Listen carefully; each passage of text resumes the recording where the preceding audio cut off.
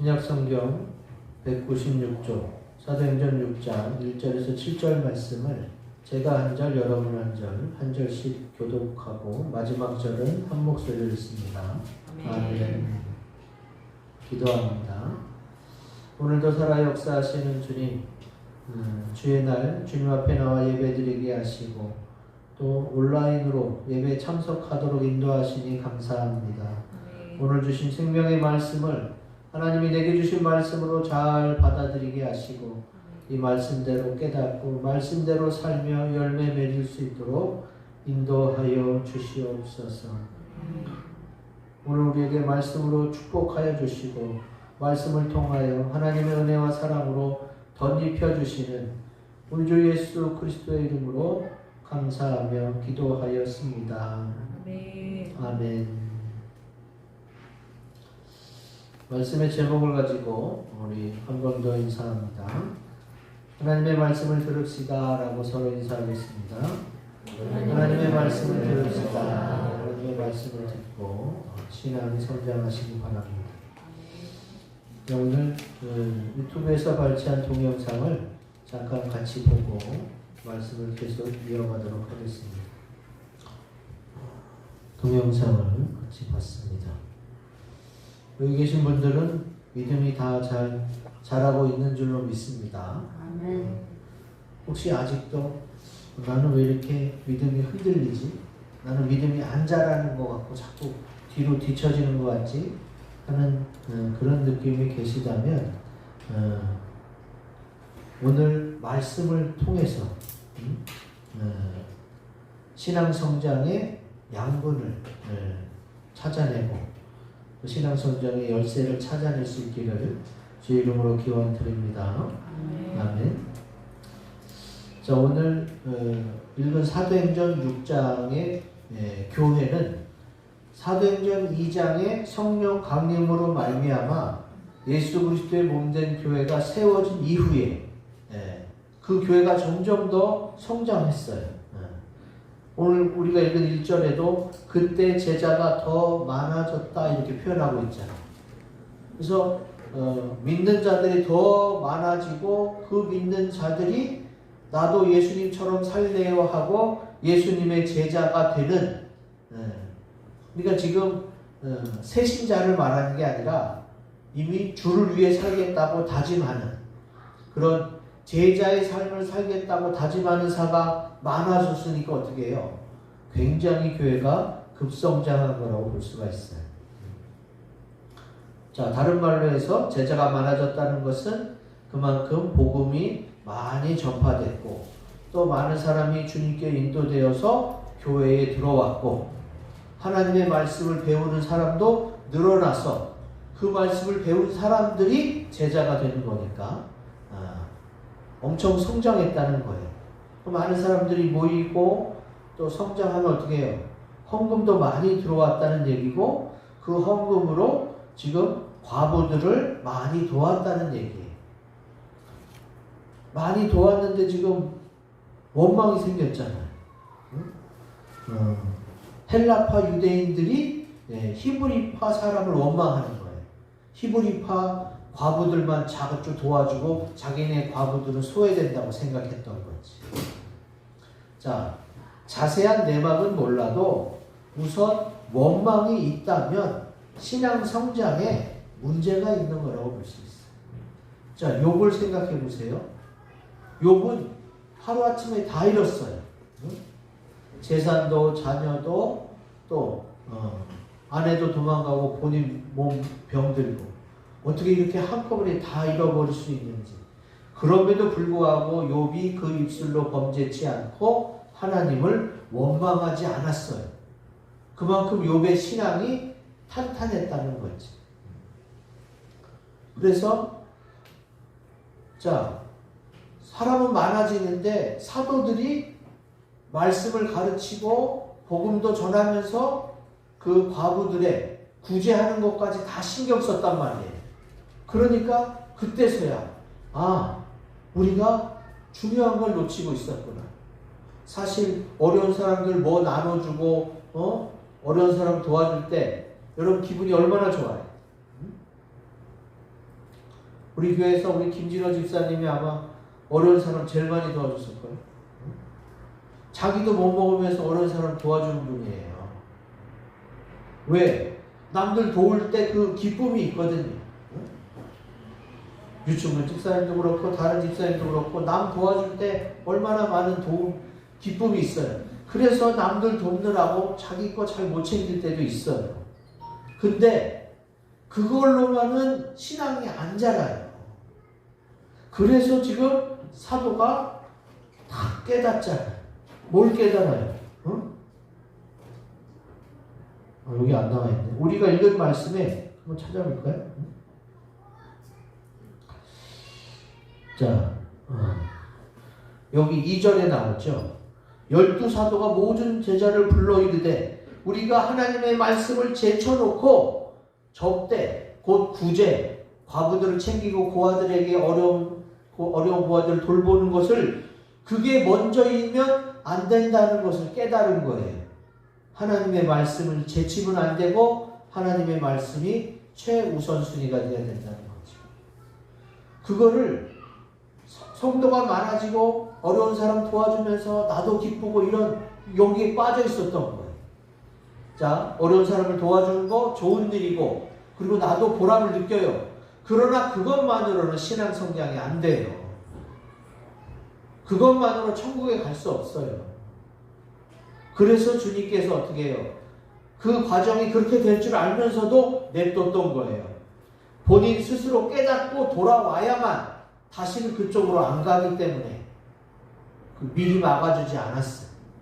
그래서 이거 이러다는 안 되겠구나 하고 어떻게 합니까? 중요한 걸 놓치고 있으니까 이제는 안 되겠다. 우리가 하나님의 말씀을 제쳐놓으면 안 된다. 하나님의 말씀이 최우선순위가 돼야 된다.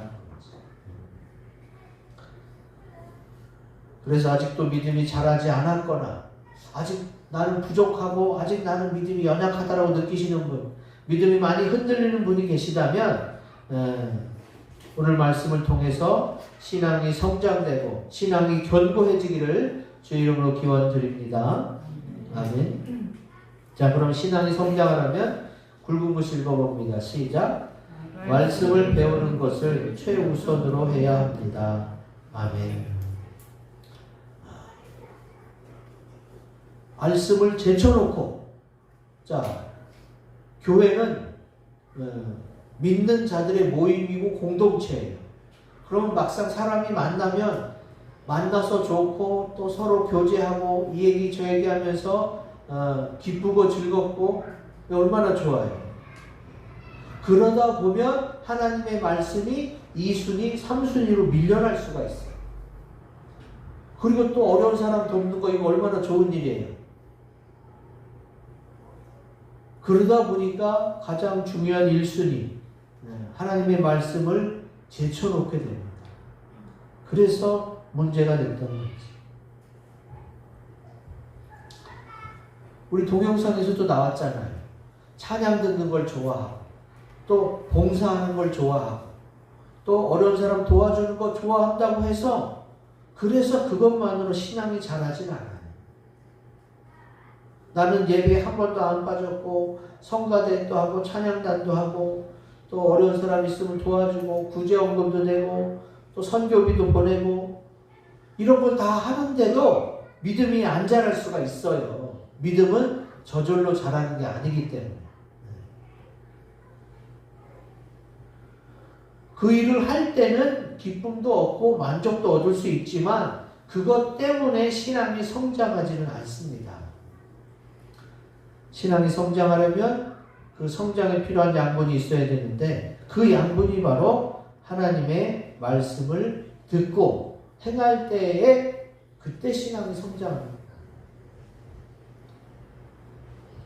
로마서 10장 17절 같이 읽겠습니다. 시작.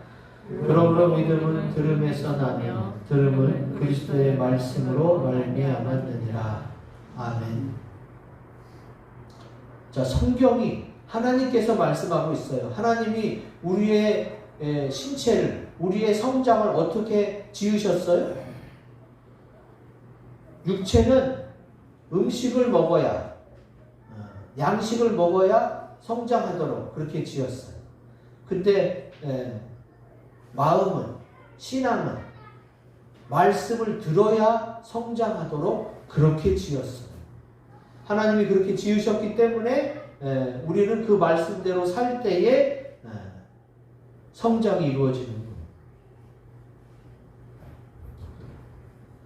사도들이 열심히 구제하다가 구제를 열심히 했는데도 아무리 도와주고 아무리 퍼다줘도 어느 한쪽에서는 원망을 하고 있는 거예요. 우리가 쟤네들보다 덜 받았다. 우리가 먼저인데 쟤네가 먼저 받았다. 여러분 이런 거 많이 겪어보셨죠?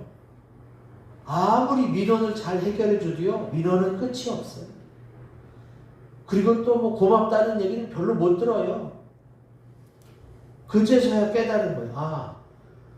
누구를 돕는 것이 좋은 일이고 기쁜 일이지만 이걸 하다가 하나님의 말씀을 잃어버리면 교회는 끝장나겠구나. 그래서 이제 우리는 하나님의 말씀을 최우선으로 해야겠다 하는 깨달음을 얻고, 그리고 그러면 사도가 하던 구제하는 일을 어떻게 해요? 7명의 신실한 사람을 세워서 그들에게 맡깁니다.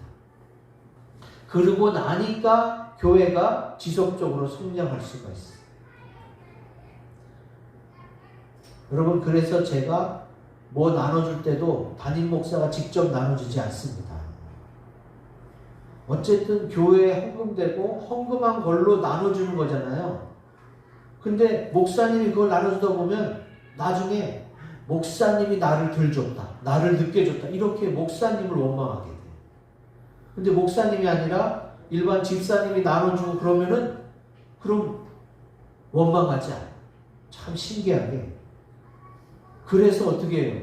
성경에 그 얘기를 써놓은 거예요. 목사님이 개인 사비로 나눠준 게 아님에도 불구하고 이게 공적인 거고 공적인 일에 참여하는데도 대표자는 아예 그 일을 일반 성도들에게 맡기고 말씀과 기도에 전념하는 것이 훨씬 좋기 때문에, 그래야 건전한 교회가 되기 때문에 하나님이 성경에 써놓은 거예요. 그리고 성도들도 목회자님, 담임 목사님을 말씀과 기도에 전념할 수 있도록 옆에서 도와줘야 되는 게 교회의 또 밑거름이 되는 것이고, 그래야 교회는 지속적인 성장을 이룰 수가 있어요. 사도들도 기도했고 성령과 믿음과 지혜가 충만했던 집사들도 기도하니까 알게 되는 거죠. 이게 좋은 거지만 좋은 거라고 해서 이게 항상 옳은 건 아니구나. 그러면 원망이 없어지려면 어떻게 해야 돼요? 사도가, 교회 대표가 하는 게 아니라 교회 대표는 말씀과 기도에 전무하고 나머지 교회 재반일을 맡을 사람을 세우면 되는 거예요. 그래서 교회의 지속적인 성장이 이루어지게 됩니다. 이게 바로 2000년 전부터 그런 거예요.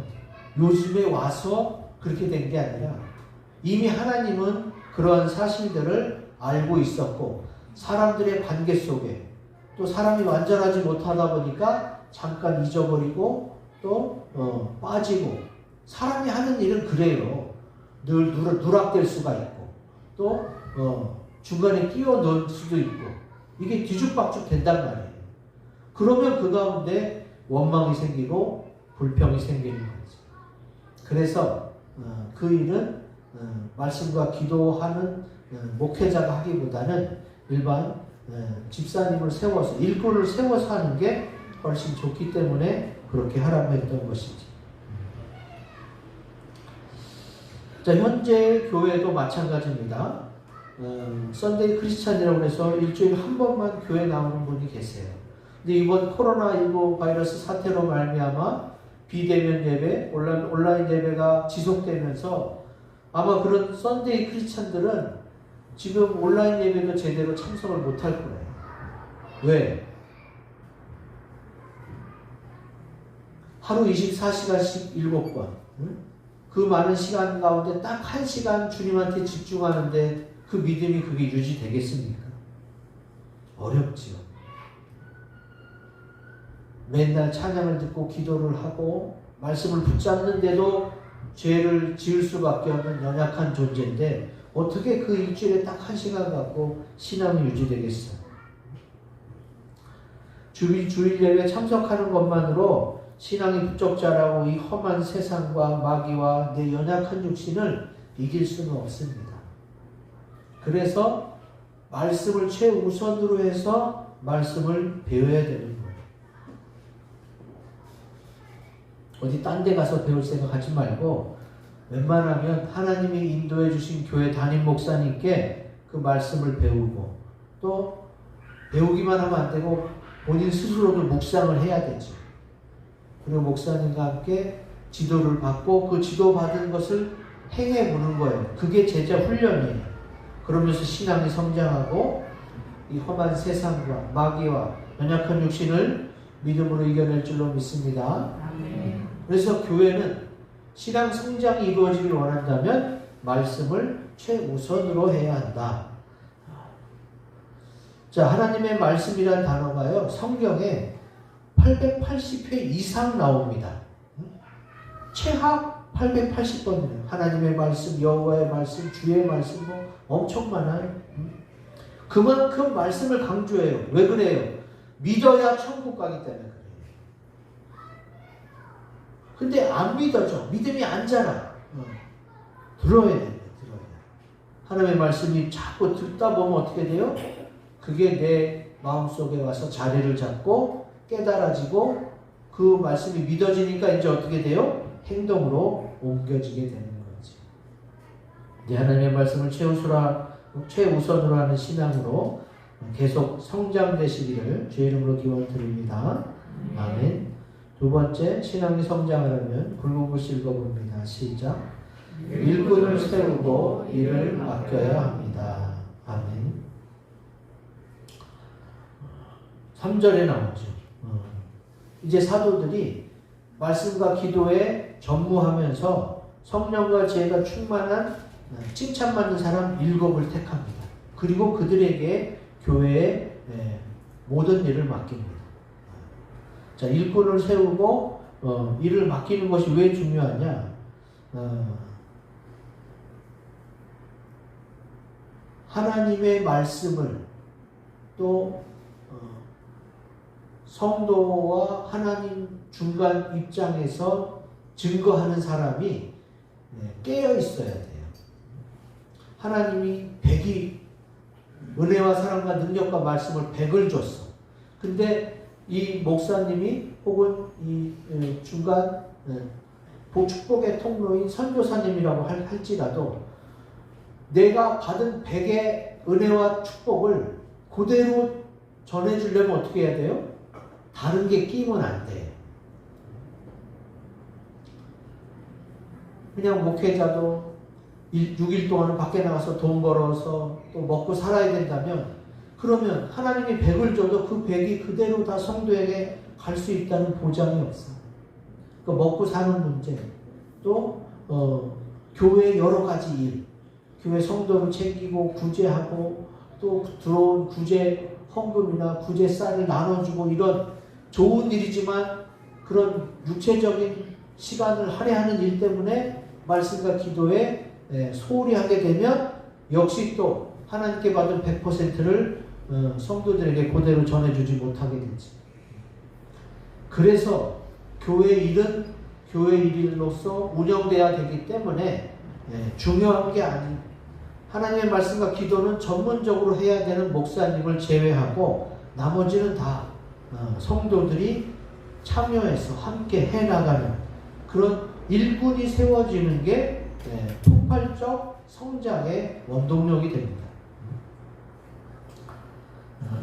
사도들이 교회의 모든 일을 맡다 보니까 사실 그때는 일꾼 세우는 게 지금이야 이제 훈련을 받고 권찰이 되고 집사가 되고 권사, 장로 이렇게 일꾼으로 세워지지만 초대 교회에는 사도와 성도 이 둘밖에 없었어요.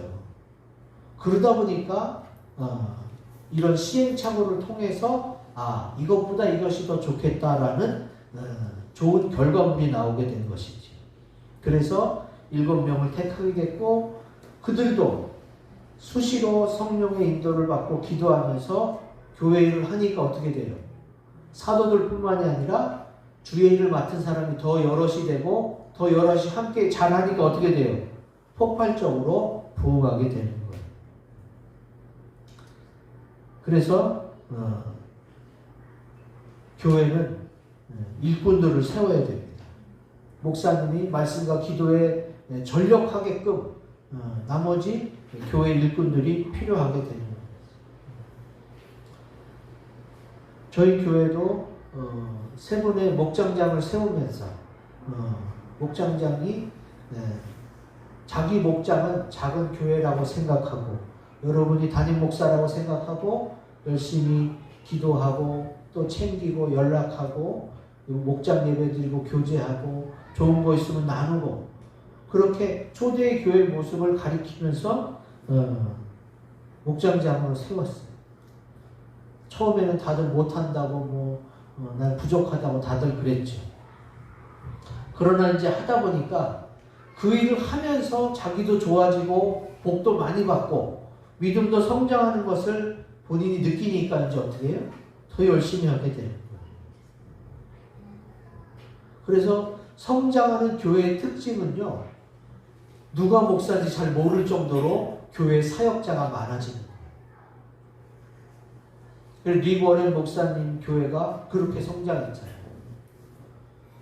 그냥 한 교회 목장장이 목사같이 막 너무 열심히 하니까 그 병원에 있던 환자가 리버렌 목사님 왔을 때 아니 그 교회 목사님은 벌써 저한테 왔다 갔는데요. 기도도 해주고 진짜 담임 목사님이 나타났는데도 그 전에 방문해서 기도했던 그분을 목사님으로 아시는 거예요. 그 정도로 교회가 사역자가 풍성해지고 사역이 풍성해지면 그 교회는 성장할 수밖에 없습니다. 교회 성장이 중요한 게 아니라 개인의 신앙 성장이 중요하기 때문에. 자, 일꾼을 세우고 일을 맡긴다. 잘해야 맡기지. 여러분 그거는 아니에요. 세상에서는 일을 잘해야 맡기는지 모르지만 교회는 하나님의 나라에서는 아닙니다. 처음부터 일을 잘하는 사람이 어디 있어요? 경력직을 뽑지 않는 이상. 그냥 믿어주는 거예요. 그냥 성령께서 도와주시고 하나님이 인도해 주셔서 그 일을 잘하겠지. 처음부터 잘하지 못하지만 하나님의 도우심이 커서 그 일이 잘 되겠지. 그러고 믿어주는 거예요. 저는 그걸 확실히 믿기 때문에 제가 부목사일 때 전도사 운전 연습을 시켜줬어요. 제가. 남들은 그 사람 아직 운전이 서툰데 어떻게 키를 맡기냐고 그러지만 저는 키 주고 운전하라고 같이 탔어요. 제가. 아직 운전이 서툴다고 해서 안 하면 언제 운전을 잘하겠어요. 그래갖고 이 청년이 엄청 긴장해가지고 운전을 하는데 같이 타고 있는 사람이 불안을 느끼죠. 차가 덜렁덜렁 거리는데. 근데 저는 그 청년을 믿은 게 아니라 하나님을 믿었거든요. 하나님, 이 사람이 운전 잘해야 이 사람이 운전하면서 많은 사람 태우고 다니면서 전도하고 교제하고 주의를 할 거 아닙니까? 그래서 키를 받고 그때 한 시외로 나갔어요. 여러 명 태워갖고 한 5시간 나갔다 오니까 이 사람 운전 잘하더라. 여러분 처음서부터 일 잘하는 사람 없어요. 일을 잘해서 맡기는 게 아니에요. 예수님이 우리에게 일을 맡길 때 얼마나 불안했겠어요. 생각해보세요. 예수님만큼 일할 만한 사람이 누가 있겠어요. 당연히 안 되지. 그러나 주님은 믿고 맡겨주셨잖아요. 그걸 생각하세요. 예수님이 나 같은 사람한테 일을 맡겼으면 사람인 내가 같은 사람에게 일을 못 맡기겠어요.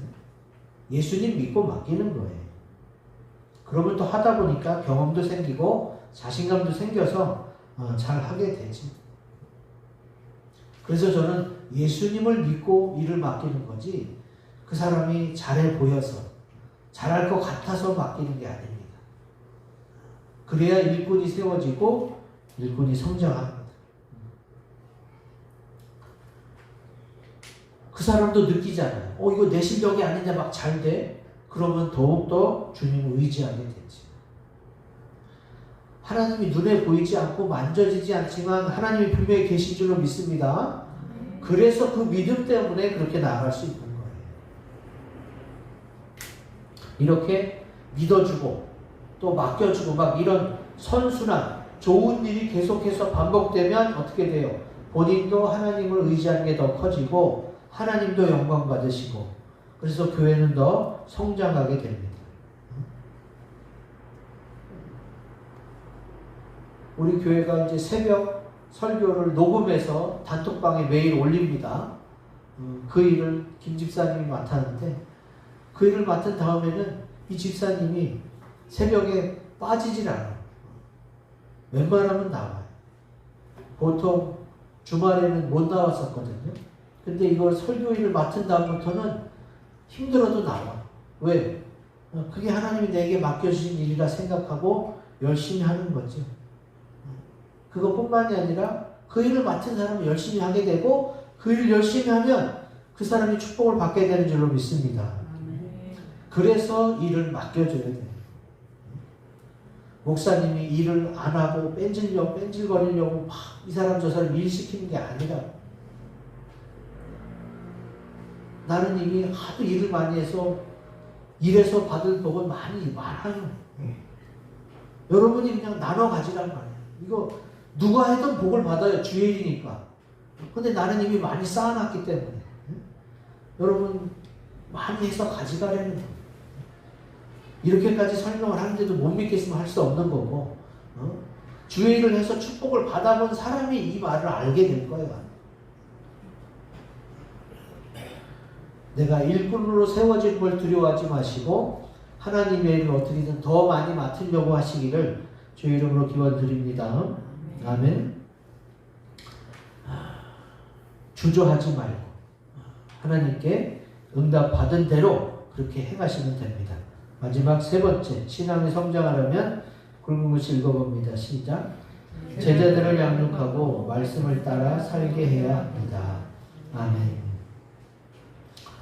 자, 마지막 절에 나오죠. 하나님의 말씀이 점점 왕성하여 예루살렘에 있는 제자의 수가 더 심히 많아지고 허다한 제사장의 무리도 이 도에 복종하니라 그랬어요. 자, 얼마나 성장이 잘 됐으면 교회가 엄청나게 기하급수적으로 늘어나고 부흥하게 됩니다. 제자의 수가 더 심히 이게 두 번씩이나 강조하고 있단 말이죠. 그리고 제사장, 이 제사장은 유대교 제사장이에요. 유대교가 꽉 찬 때에 그리스도교가 등장했단 말이에요. 근데 유대교의 머리인 제사장이 그리스도교의 도를 듣고 복종할 정도가 됐어요.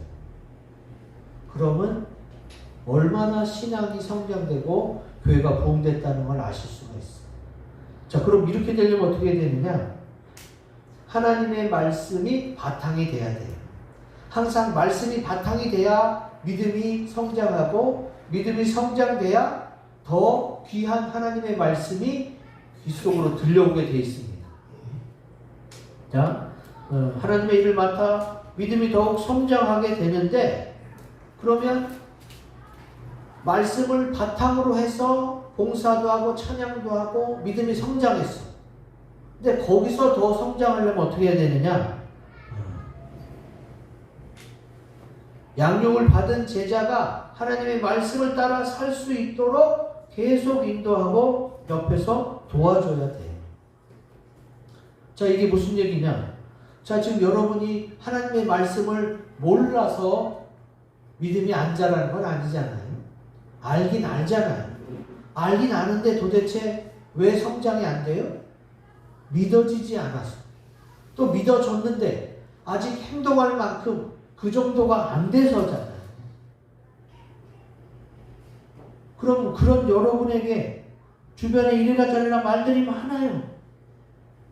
목사님 이렇게 말씀하시고 친구는 이렇게 얘기하고 또 아직 안 믿는 엄마는 또 이렇게 얘기해. 다 말이 많아요.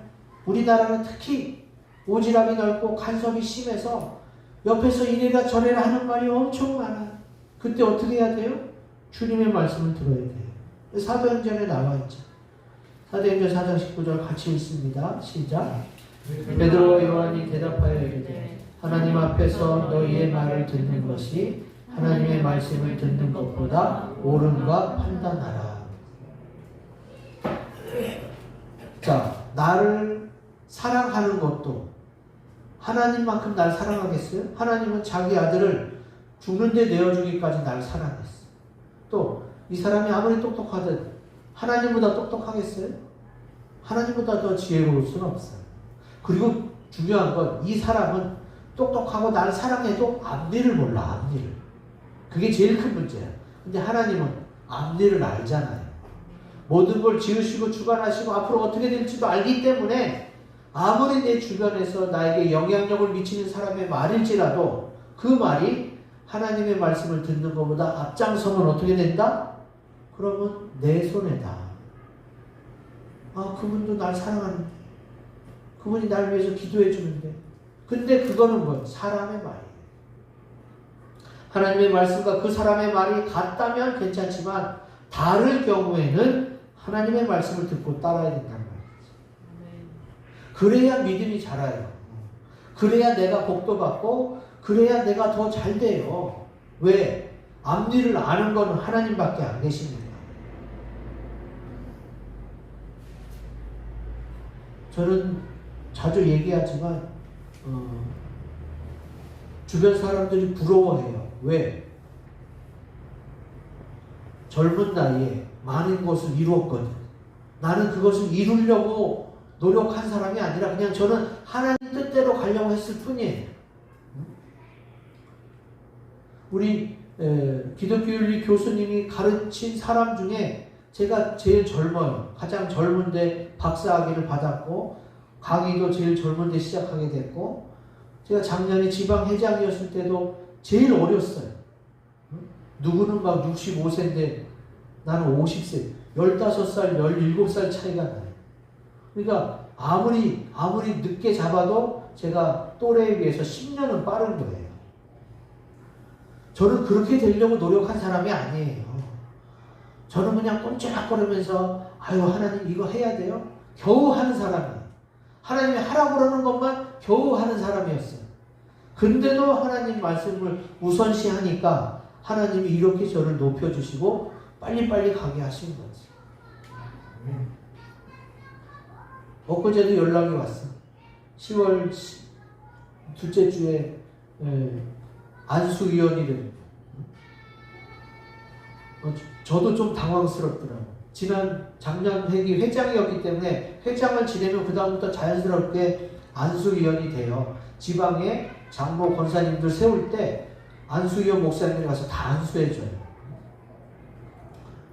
그러면 제가 안수하는 그 장로님 권사님들이 저보다 나이가 더 많을 수도 있어요.